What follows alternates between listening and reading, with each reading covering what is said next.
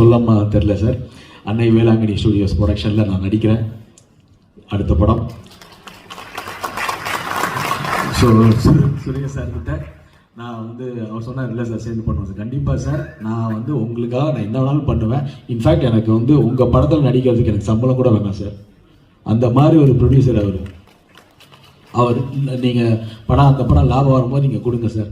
நிச்சயமாக வந்து அடுத்த நான் நிறைய படங்கள் ஒரு 3 படம் கமிட் பண்ணுறதுல இந்த சுரேஷ் சாருக்கு நான் அடுத்த படம் பண்ணுறேன், கன்ஃபார்மாக ஒரு படம் பண்ணுறேன்றது தான் நான் இந்த இடத்துல சொல்லிக்கிறேன். நிச்சயமாக ரொம்ப நன்றி.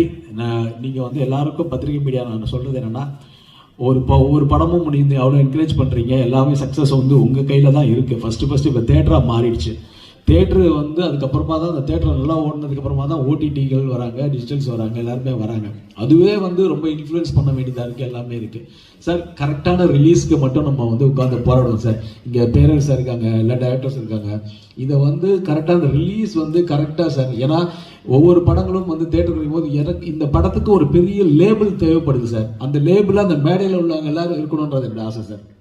ஒரு லேபிள் தேவைப்படுது. எந்த இடத்துலையுமே ஒரு தேட்டர் கொடுக்கப்படுது, ஓகே இவங்க ப்ரெசன்ஸ் அந்த ப்ரெசன்ஸ் தேவைப்படுது.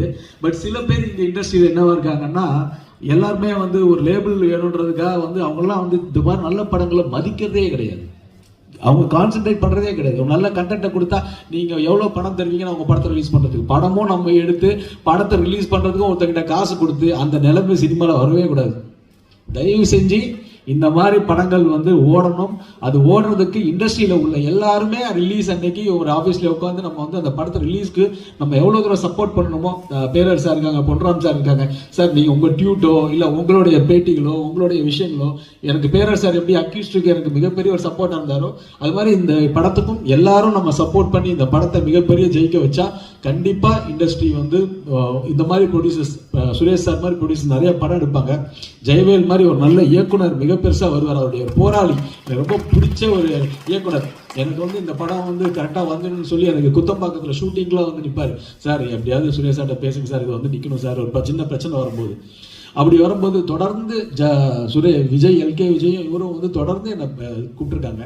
ஸோ ஆனால் எல்லாத்தையும் மீறி சுரேஷ் சார் ரொம்ப தெளிவாக இருந்தார். இந்த படம் நான் எடுக்கிறேன், இந்த பசங்களுக்கு நான் லைஃப் கொடுக்குறேன்ற ஒரு மிகப்பெரிய ஒரு ப்ரொடியூசர் சுரேஷ் சார். அவருக்காக மட்டுமே இந்த விழாவுக்கு வந்து நான் வந்திருக்கேன். இனிமேலும் அவருக்காக நான் எப்பயுமே இருப்பேன்.